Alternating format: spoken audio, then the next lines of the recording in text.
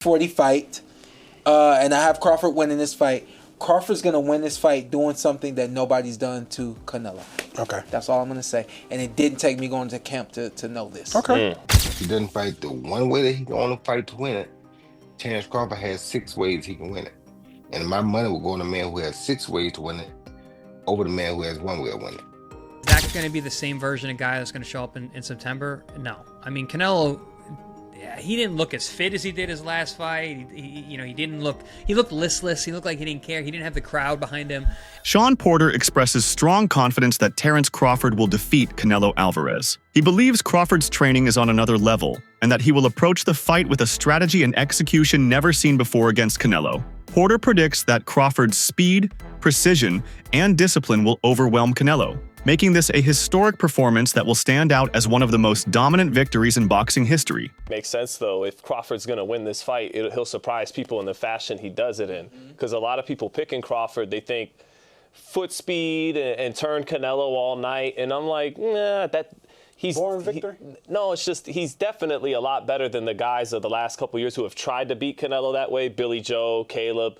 But even though he's better than them, it didn't that game plan, it just didn't work. So it's not gonna look like that if Crawford pulls this off. It's gonna look different than that, to your point. Roy Jones Jr., one of the most respected voices in boxing, has made it clear that he sees Terrence Crawford as the more versatile fighter in this matchup. In Jones's view, Crawford possesses 6 different paths to victory, each rooted in his adaptability, ring IQ, and ability to make in-fight adjustments. By contrast, Jones believes Canelo Alvarez has only one clear way to win, by applying relentless pressure and landing his signature power shots. Jones emphasized that if Canelo fails to bring his absolute best on fight night, Crawford's tactical variety will overwhelm him. The Hall of Famer leaned toward Crawford in his prediction, explaining that versatility often decides elite matchups, especially when the skill gap is narrow, but the strategic gap is wide. He can fight.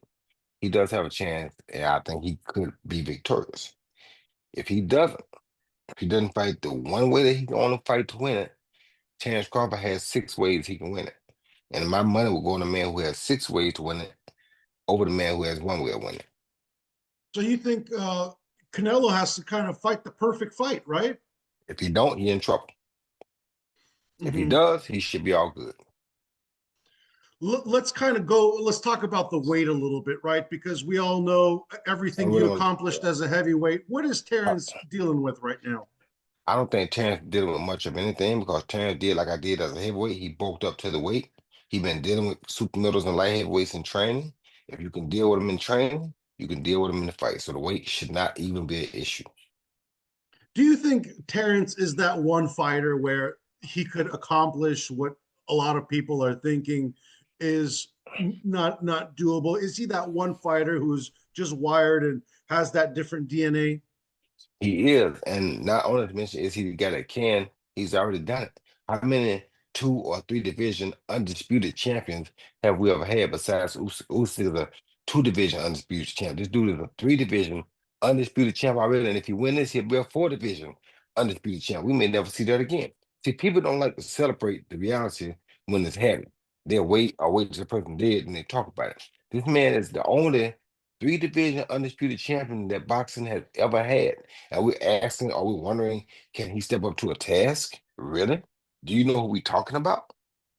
Comedian and fight enthusiast Aries Spears offered his own historical take on the matchup, referencing decades of boxing history where top Mexican legends faced elite African-American fighters. According to Spears, in many of these high-profile encounters, the black fighters often emerged victorious. He pointed to the blend of slick defensive skills, counter-punching precision, and adaptability that historically has troubled aggressive, forward-pressing Mexican fighters. While Spears acknowledged that Canelo is among the most complete and battle-tested champions of his era, he framed this fight as another chapter in a long lineage of culturally and stylistically contrasting matchups where speed, defense, and ringcraft have had the edge.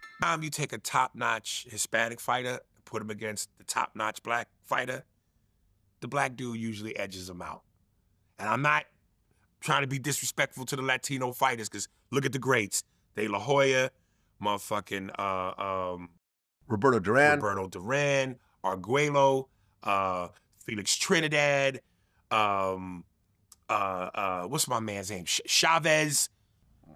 So there have been legends, but 9 times out of 10, when the top Mexican legend takes on the top black legend, the black dude wins.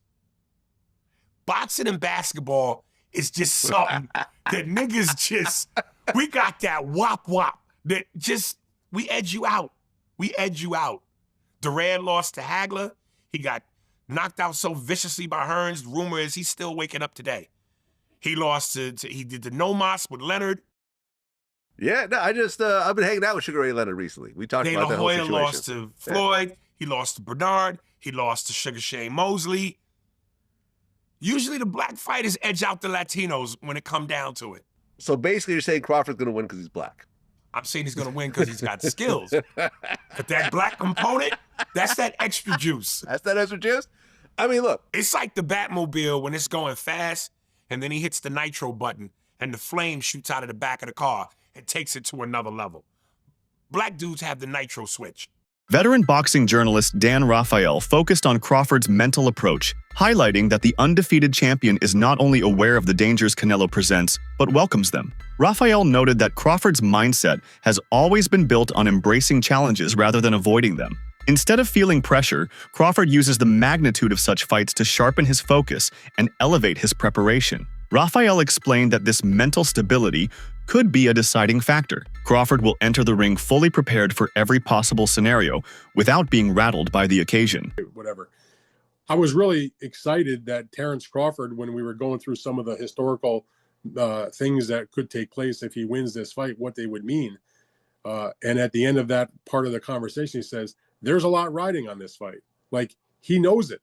I don't think he feels pressure from it. I think he embraces that. But I like to hear that the fighter understands the magnitude of this fight and embraces that and realizes, like the general public that follows boxing or the media, that this is a bigger deal than your average fight, and that he is keenly aware of that. So I love that. He was very, very well spoken, and we discussed a lot of different topics, and I think people will get a kick out of it. It's on our podcast feed. It'll be up on the YouTube channel, and I hope people check it out. Sticking with Crawford, because I've spoken to a few guys in his team, and there seems to be this mindset where they really, really believe they're going to win this fight. And obviously every fighter that goes into any fight will believe they win this fight. But do you get that impression that they're in no doubt that this goes their way, and it's a case of just turning up for a payday? Oh, absolutely. Terrence Crawford has never been the kind of fighter that's just looking to take a fight to get paid. Yeah, he's going to get paid a whole ton of money, and so is Canelo Alvarez. But, if you follow Terrence Crawford, if you've watched the way he fights, watched the way he conducts himself, know him at all, even just a little bit, I can't claim to be like best buddies with him, but I got a pretty good feel for Crawford, having been around him so many times for all these fights he's had.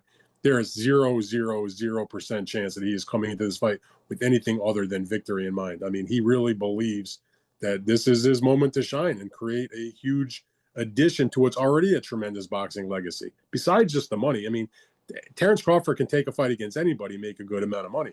And so while that's important, of course. This bout is being billed as one of the most significant challenges of Crawford's career, arguably the best opponent he has faced. For Canelo, the stakes are equally high. Defeat at the hands of Crawford, a naturally smaller fighter moving up in weight, could leave a lasting blemish on his otherwise legendary record. In boxing's historical narrative, legacy is everything, and losing to a smaller man at the peak of your fame often draws harsher scrutiny. Many believe that for Canelo, victory is essential not just for pride, but to protect his place among the all-time greats of the sport. Canelo's legacy. And he gave a resounding yeah. A resounding yeah. He said it would massively tarnish Canelo's legacy. And some of the things that he said were just basically things that most of us know, just some register and make sure that other people know and others don't, right? But it would tarnish his legacy, and for the obvious reasons. One is, we know that the guy's older. Crawford's older. He's going to be 38 years old here, right? So he's an older fighter. He's an inactive fighter, right? And that most of the time, these are things that, make people say that people are going to lose. Man, he's inactive.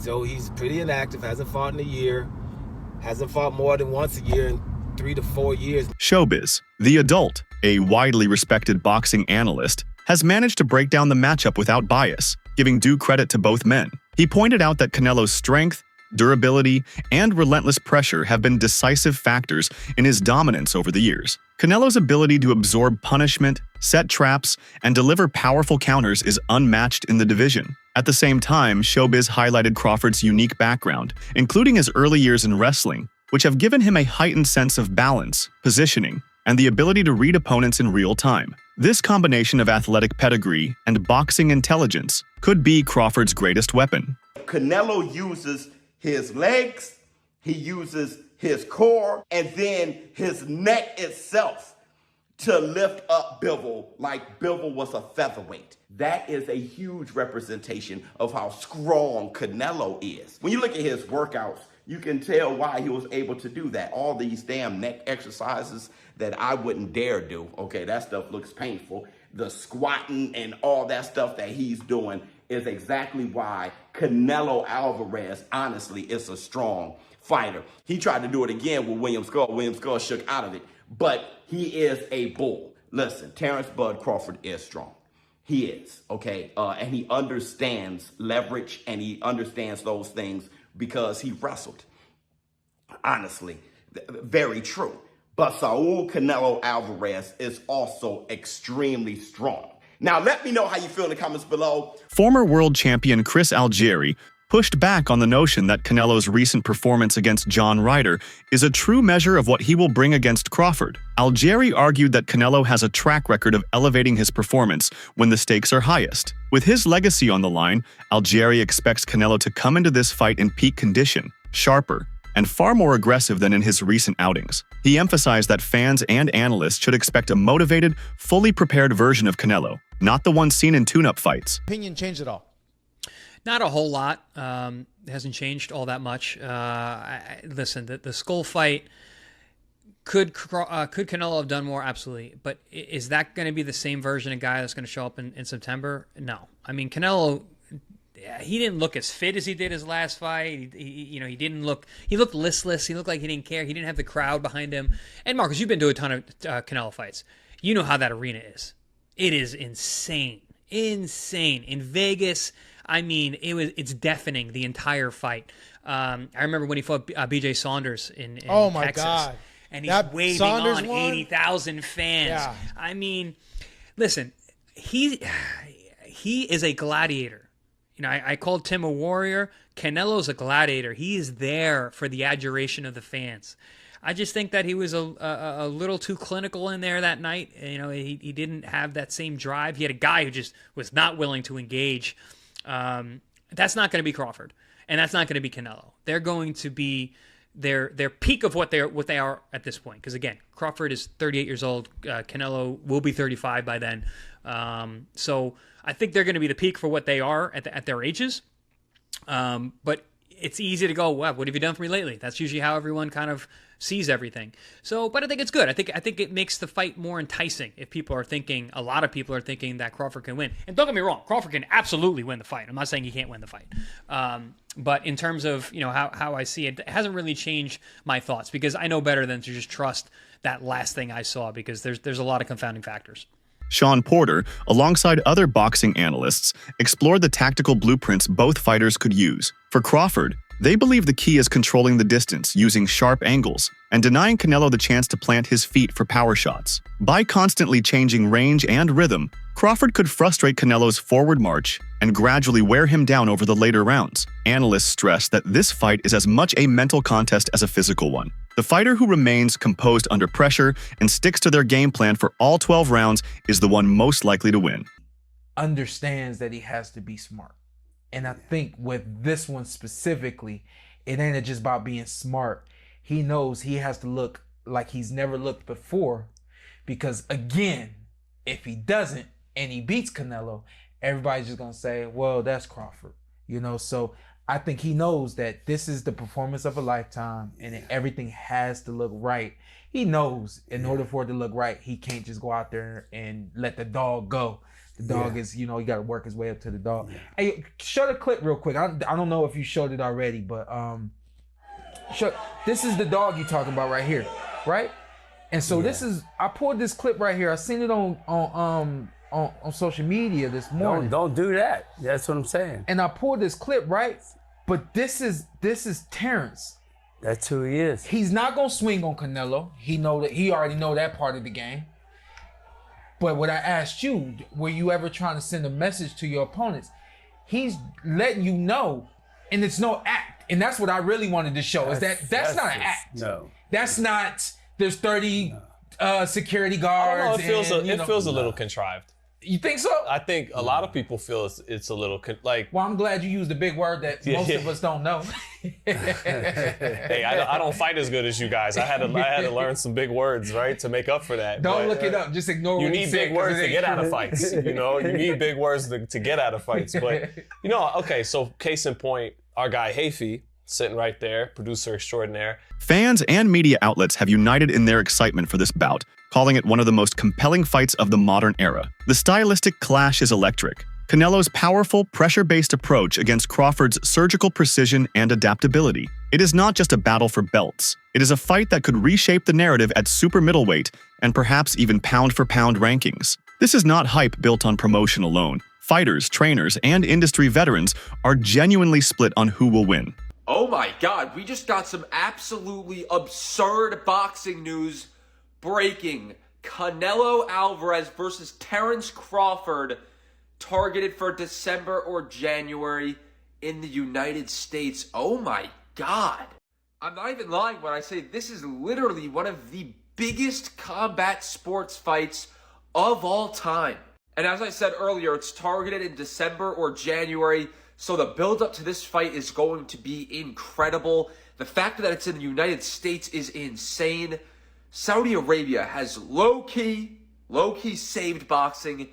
This is an absolutely mega fight. I was not expecting this at 1 in the afternoon, but here we are. Terrence Crawford, Canelo Alvarez, targeted for December/January in the United States. Crazy. Let me know what you guys think in the comments, and click that follow button for more combat sports videos. Wow.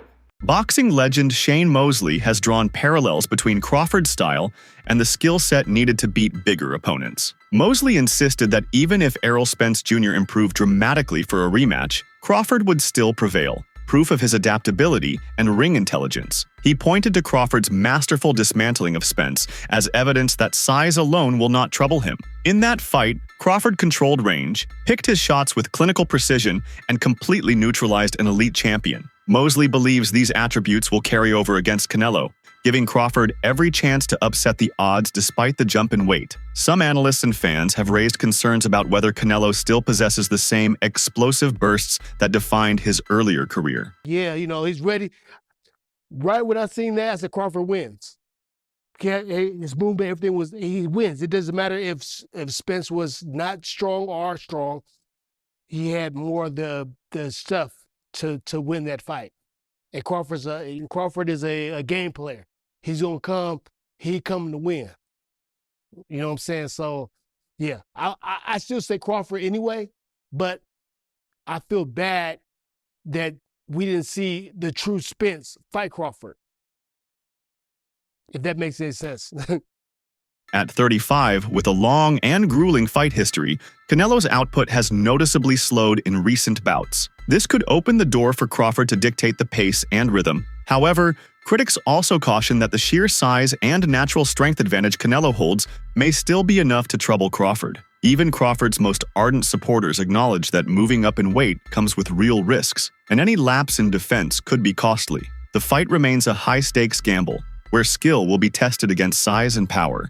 Well, you could argue Canelo got it tactically wrong tonight, because I just don't understand why he didn't use his jab more. I understand that he was conserving energy, he was patient, he was taking it slow. He doesn't lead off with the jab much anymore, Canelo. But really, the jab helps you bring your feet closer and bring them into range. So I don't understand why he wasn't jabbing more. It can't use that much extra energy for him to not be able to use his lead hand just a bit more in that fight. So that was a bit concerning. And you could maybe argue that he knows Crawford's ringside. He knows the fight is done for September. He maybe doesn't want to show him too much, or he wants to give him maybe false confidence or false hope.